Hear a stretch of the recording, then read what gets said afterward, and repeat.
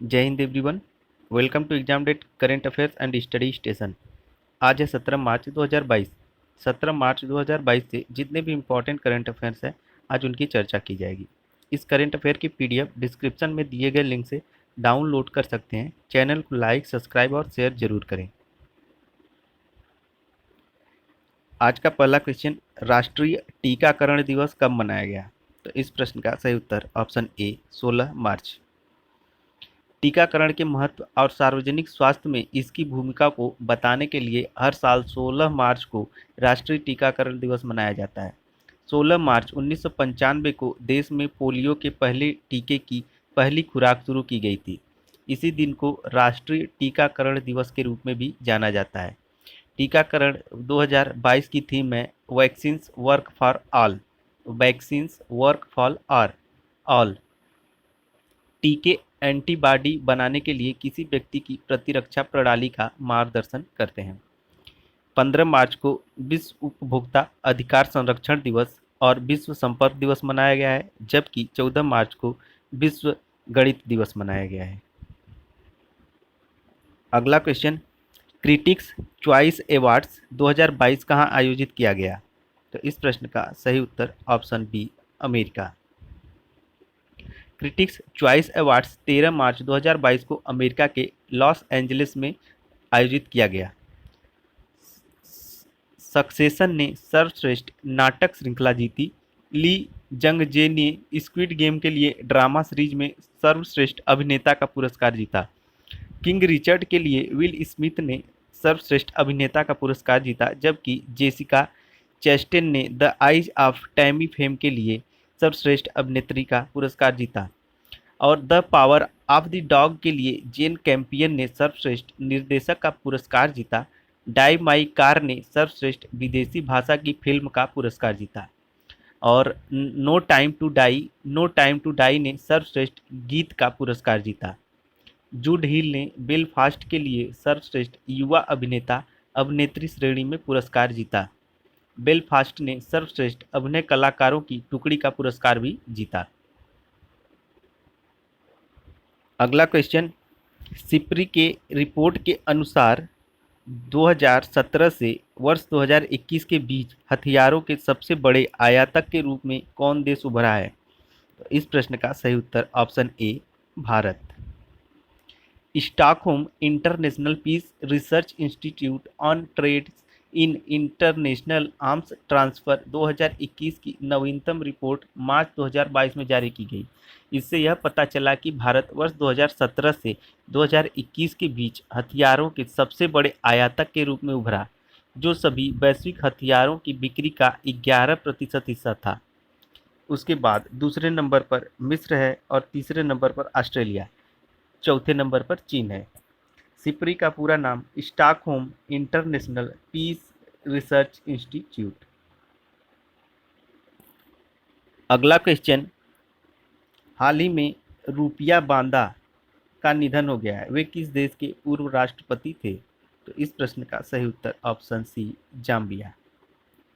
Zambia के पूर्व राष्ट्रपति रूपिया बेजानी बादा का मार्च 2022 में निधन हो गया। बादा जाम्बिया के चौथे राष्ट्रपति थे जो 2008 से 2011 तक सत्ता में थे। 2006 में तत्कालीन राष्ट्रपति लेवी मवाना वासा द्वारा अंततः उपराष्ट्रपति के रूप में नामित होने से पहले उन्होंने पहले राष्ट्रपति केनेथ कौंडा के तहत वरिष्ठ राजनयिक पदों पर कार्य किया था। जाम्बिया की राजधानी लुसाका। हाल ही में हंगरी की पहली महिला राष्ट्रपति कैटलीन नोवाक को बनाया गया है, जबकि चिली के सबसे युवा राष्ट्रपति गैब्रियल बोरिक बने हैं। अगला question, Bajaj Allianz general insurance के नए एमडी व सीईओ कौन बने हैं? तो इस प्रश्न का सही उत्तर ऑप्शन ए तपन सिंघल। ये हैं Tapan Singhal. Bajaj Allianz general insurance ने अपने प्रबंध निदेशक और सीईओ तपन सिंघल के कार्यकाल में 5 साल के विस्तार की घोषणा की है और इस प्रकार ये पुनः सीईओ और एमडी पद पर नियुक्त किए गए हैं। इनका नया कार्यकाल 1 अप्रैल 2022 से प्रभावी होगा। एमडी और सीईओ के रूप में इनके दशक भर के कार्यकाल में कंपनी ने 350 करोड़ रुपए से अधिक का संचयी अंडर राइटिंग लाभ हासिल किया और 16% की चक्रवृद्धि वार्षिक वृद्धि दर पर अपने राजस्व में वृद्धि दर्ज की। प्रभा नरसिंहन, इन्हें हाल ही में कोलगेट इंडिया ने अपना सीईओ नियुक्त किया है, जबकि देवाशीष पांडे को भारत सरकार ने insurance regulatory and development authority का अध्यक्ष नियुक्त किया है। अगला क्वेश्चन, हाल ही में किस जहाज ने भारी माल ढुलाई के अपने पायलट रन को पूरा किया? तो इस प्रश्न का सही उत्तर option C, MV Ramprasad Bismil.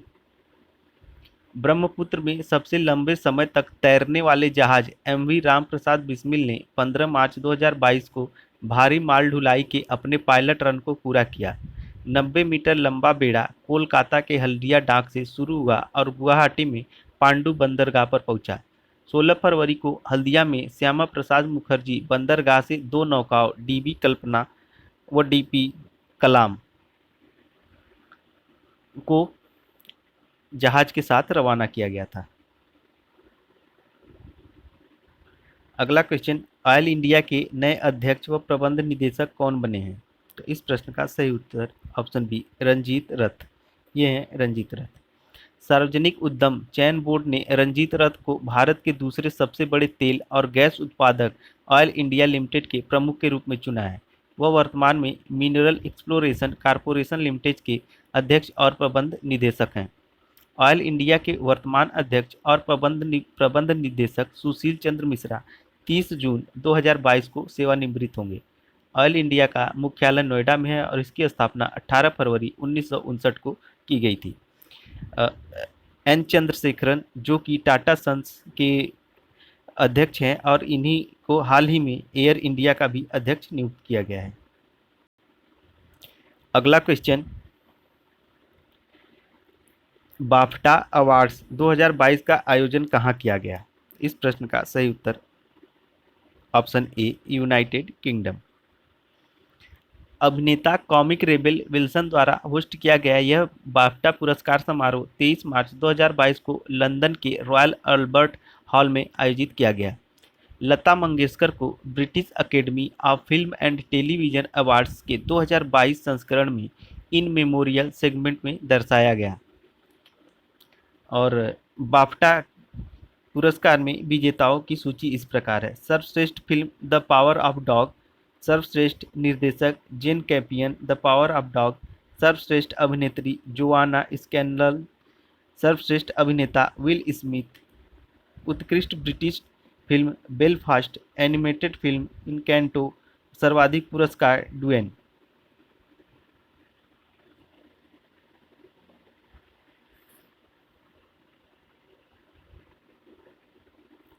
अगला क्वेश्चन, भारत का पहला artificial intelligence and robotics technology park कहाँ लॉन्च किया गया? तो इस प्रश्न का सही उत्तर ऑप्शन सी, बेंगलोर। पहला artificial intelligence and robotics technology park Indian institute of science परिसर में बेंगलुरु में लॉन्च किया गया। भारतीय विज्ञान संस्थान बेंगलुरु द्वारा स्थापित एक गैर लाभकारी फाउंडेशन द्वारा प्रचारित किया जाता है, जिसमें राज्य और केंद्र सरकार से 230 करोड़ रुपए की पूंजी लगी। यह भारत में विश्व स्तर पर अग्रणी आर्टिफिशियल इंटेलिजेंस तथा रोबोटिक्स इनोवेशन इकोसिस्टम बनाने पर ध्यान देने के साथ फ्यूचरिस्टिक तकनीकों का उपयोग करने का इरादा रखता है। अगला क्वेश्चन, हाल ही में भारतीय रिजर्व बैंक ने किस पेमेंट बैंक को नए ग्राहक जोड़ने पर प्रतिबंध लगा दिया है? इस प्रश्न का सही उत्तर option A, Paytm payment bank. RBI ने पेटीएम पेमेंट्स बैंक को तत्काल प्रभाव से नए खाते खोलने तथा नए ग्राहक जोड़ने से रोक दिया है। आरबीआई ने पेटीएम पेमेंट्स बैंक को अपने आईटी सिस्टम का व्यापक ऑडिट करने हेतु एक आईटी ऑडिट फर्म नियुक्त करने का भी निर्देश दिया है। यह कार्रवाई बैंक में देखी गई कुछ सामग्री परिप्रेक्ष्य चिंताओं पर आधारित है। पेटीएम पेमेंट्स बैंक को अगस्त 2016 में निगमित किया गया था तथा इसे औपचारिक रूप से मई 2017 में परिचालन शुरू किया गया था। अगला क्वेश्चन, सौराष्ट्र मालधारी सम्मेलन कहाँ आयोजित किया गया? तो इस प्रश्न का सही उत्तर ऑप्शन ए, गुजरात। केंद्रीय मंत्री पुरुषोत्तम रूपाला ने गुजरात के उपलेता में पशुधन की लुप्तप्राय नस्लों के संरक्षण हेतु सौराष्ट्र मालधारी सम्मेलन को संबोधित किया। इसका आयोजक सहजीवन पशुचारण केंद्र है। इसका विषय वस्तु है सौराष्ट्र में पशुचारण को प्रोत्साहन, संरक्षण और उनका संपोषण। यह कार्यक्रम एक सलाहकार समिति के गठन, कार्यक्रम योजनाओं के विकास, लचीली आजीविका कार्य नीतियों को बढ़ाने आदि पर भी केंद्रित था। पेस्टोरल ब्रीड्स ऑफ इंडिया पुस्तक का विमोचन भी किया गया इस अवसर पर। अगला क्वेश्चन, हाल ही में 13 नदियों के कायाकल्प पर विस्तृत परियोजना रिपोर्ट किसके द्वारा जारी की गई? तो इस प्रश्न का सही उत्तर ऑप्शन सी, भूपेंद्र यादव। केंद्रीय पर्यावरण मंत्री भूपेंद्र यादव ने वानिकी हस्तक्षेप के जरिए 13 प्रमुख नदियों के कायाकल्प पर विस्तृत परियोजना रिपोर्ट डिटेल्ड प्रोजेक्ट रिपोर्ट्स जारी किया। डिटेल्ड प्रोजेक्ट रिपोर्ट्स की प्रमुख 13 नदियां झेलम, चिनाब, रावी, ब्यास, सतलज, यमुना, ब्रह्मपुत्र, लूनी, नर्मदा, गोदावरी, महानदी, कृष्णा और कावेरी हैं। इसका वित्त पोषण करता राष्ट्रीय वनीकरण एवं पारिस्थितिकी विकास बोर्ड है। विकासकर्ता भारतीय वानिकी अनुसंधान एवं शिक्षा परिषद देहरादून है।